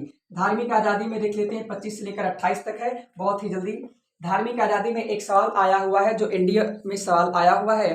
कहा गया सिखों को आपने देखा होगा जो कृपाण यानी छोटी सी तलवार रखते हैं, ये हथियार रखने का अधिकार किस आर्टिकल में है, तो ये इनकी धार्मिक आज़ादी है। धार्मिक आज़ादी है। इस प्रकार से ये अनुच्छेद नंबर 25 के अंतर्गत ये अपने पास कृपाण यानी तलवार सिख लोग रखते हैं। इस बात को ध्यान रखेंगे। तो ये 25 में कहा गया है कि किसी भी प्रकार से आप कोई भी धर्म अपना सकते हैं, कोई भी धर्म अपना सकते हैं, ये 25 में कहा गया है। और जब 25 में कहा गया धर्म अपना सकते हैं तो 26 के अंतर्गत कहा गया उस धर्म के अनुसार आप रीति रिवाज यानी अनुष्ठान आदि करोगे। ठीक है, 27 में कहा गया है यदि आपको रीति रिवाज यानी अनुष्ठान करने के लिए आपके पास पैसा नहीं है कुछ भी, तो आप उसके लिए चंदा ले सकते हैं। जैसे हम कह सकते हैं दुर्गा पूजा में देखा होगा रस्सी लगा कर पैसा वसूलते हैं, तो ये उसके लिए हम ये कह सकते हैं दुर्गा पूजा वाला जो पैसा के लिए चंदा इकट्ठा किया जाता है वो इसमें अनुच्छेद 27 के अंतर्गत आएगा। बस शर्त है कि किसी को आप बाध्य नहीं कर सकते कि कोई अगर नहीं दे रहा तो उन्हें तुम्हें पैसा देना ही पड़ेगा, ये आप नहीं कर सकते। ठीक, स्वेच्छा से, अदरवाइज नहीं। ठीक है, ये 27 कहता है। 28 ये कहा गया है 28 ये कहा गया है कि मान लीजिए अगर ये पैसा बच जाता है तो आप ट्रस्ट बना सकते हैं। जैसे बाबा जय गुरुदेव आश्रम है, बाबा जय गुरुदेव आश्रम है, इतना पैसा आ जाता है उसको क्या करेंगे तो उस ट्रस्ट के रूप में स्थापित कर देते हैं। फिर अनुच्छेद नंबर 28 में कहा गया है, कहा अनुच्छेद नंबर 28 ध्यान रहे। 25 धर्म स्वीकार करोगे मतलब कोई भी धर्म अपना सकते हो। 26 के अंतर्गत उसके अंतर्गत आप अनुष्ठान करोगे। 27 में अगर उस लायक नहीं हो तो चंदा इकट्ठा कर सकते हो। 28 में चंदा ज्यादा आ गया है, बच गया है, तो उसके लिए आप ट्रस्ट बना सकते हैं। ये बात की गई है। ठीक है, उसके बाद है 29 और 30, इसमें कहा गया है कि अल्पसंख्यक वर्गों के जो है शिक्षा और संस्कृत को बनाए रखने का अधिकार। इसमें 29 में कहा गया है कि अल्पसंख्यक जो वर्ग हैं इनमें जैसे हमारे आपके देश में ST समुदाय रहते हैं यानी शेड्यूल ट्राइब जो रहते हैं, ये अपने कल्चर को बनाए रखने का अधिकार है। कौन अनुच्छेद देता है? अनुच्छेद नंबर 29 अधिकार देता है। ठीक है, इसीलिए हम सेंटिलीज आइलैंड जैसे इन क्षेत्रों में हम उनमें व्यक्तिगत रूप से हस्तक्षेप नहीं करते हैं क्योंकि अपनी सभ्यता और संस्कृति को बनाए रखने का अधिकार है। कहाँ? अनुच्छेद नंबर 29 के अंतर्गत। ठीक है, जैसे आप देख सकते हैं मदरसा स्थापित हैं, तो मदरसा स्थापित हैं तो इसके लिए जो मदरसा बने हुए हैं ये क्या हैं? ये धार्मिक आधार पर हैं, अपनी संस्कृति और सभ्यता को शिक्षा को बनाए रखने का अधिकार है। तो ये अनुच्छेद नंबर किसके अंतर्गत है? 29 के अंतर्गत। और इन पर प्रशासन कौन करेगा? ये अनुच्छेद नंबर 30 में कहा गया है। समझ में आई बात? 31 छोड़ देते हैं, 32 देख लेते हैं। अनुच्छेद नंबर 32, इसको कहते हैं संवैधानिक उपचारों का अधिकार। क्या कहते हैं? संवैधानिक उपचारों का अधिकार। वही मैंने बताया था कि पहली बात तो पार्लियामेंट कोई भी कानून बनाएगी तो वो अनुच्छेद 13 के अंतर्गत स्वतः ही शून्य हो जाएगा, लेकिन मान लीजिए जबरदस्ती बना दिया गया तो उसके लिए अनुच्छेद 32 के तहत आप सुप्रीम कोर्ट जा सकते हैं और वो प्रभावहीन कर दिया जाएगा। और अनुच्छेद इसे ही कहते हैं संवैधानिक उपचारों का अधिकार। अर्थात जो बातें आप पढ़ चुके हैं ये अगर आपके लिए लागू नहीं होती हैं तो इसके अंतर्गत इसके अगेंस्ट में आप अनुच्छेद 32 के इस्तेमाल करते हुए सुप्रीम कोर्ट जा सकते हैं, अर्थात को चुनौती दे सकते हैं। इसीलिए इसको संवैधानिक उपचारों का अधिकार कहा गया है। इसी को डॉक्टर अंबेडकर के द्वारा अनुच्छेद 32 को संविधान की आत्मा और हृदय अर्थात हृदय और आत्मा कहा गया है। ठीक है, 32 के बाद 33 ये सेना से संबंधित है और 34 सेना से संबंधित का मतलब अनुच्छेद 33 में कहा गया है कि देश में अगर सैनिक शासन लागू होगा तो मौलिक अधिकार समाप्त कर दिए जाएंगे। ठीक है, मौलिक अधिकार समाप्त कर दिए जाएंगे, जिनमें से अनुच्छेद चाहे जितनी बड़ी विकट स्थिति हो, अनुच्छेद नंबर 20 और 21 को समाप्त नहीं किया जा सकता है। पूछा जाता है कौन से ऐसे मौलिक अधिकार जिनको कभी समाप्त नहीं किया जा सकता, तो अनुच्छेद नंबर 20 और 21 को। ठीक है, ध्यान रखेंगे।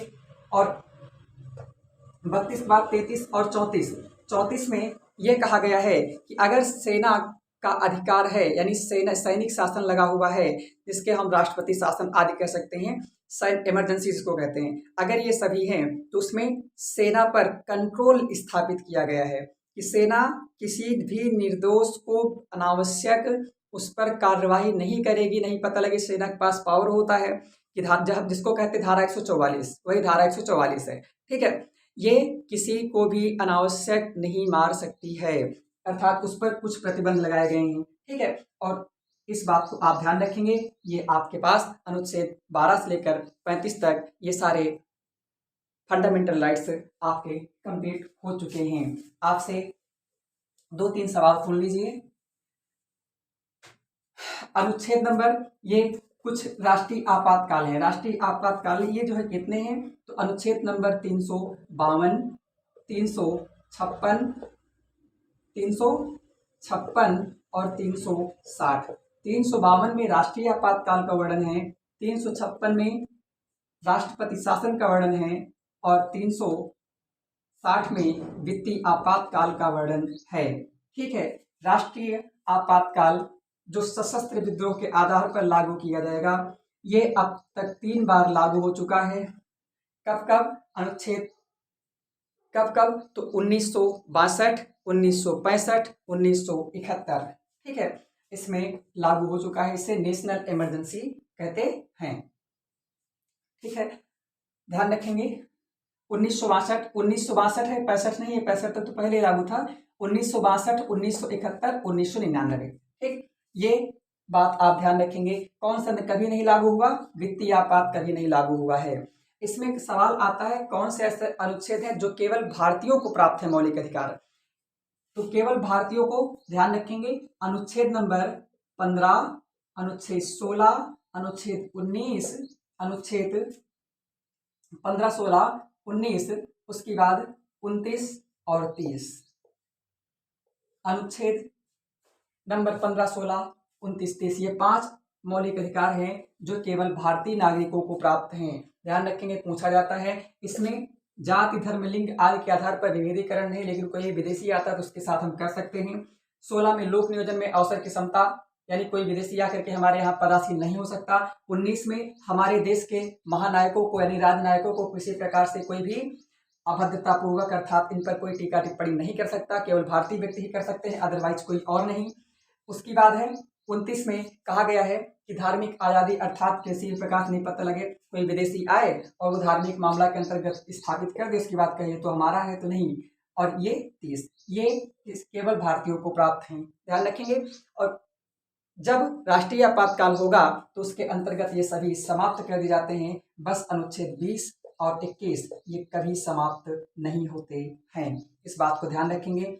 ये सभी समाप्त कर दिए जाते हैं और ये नहीं समाप्त होंगे। ये समाप्त किए जाएंगे तो कैसे, तो अनुच्छेद नंबर 359 का इस्तेमाल करते हुए। ये बात उम्मीद करते हैं पूरी समझ में आई होगी। ये कोई भी परीक्षा में आप बैठेंगे तो मौलिक अधिकार से मुझे पूरी उम्मीद है सवाल आप फंस जाएंगे और आप कंप्लीट करके आएंगे। उम्मीद करते हैं समस्त जानकारी आपको समझ में आई होगी और आप इस प्रकार से इस चैनल को अधिक से अधिक लाइक, शेयर, कमेंट, सब्सक्राइब जरूर करें। धन्यवाद।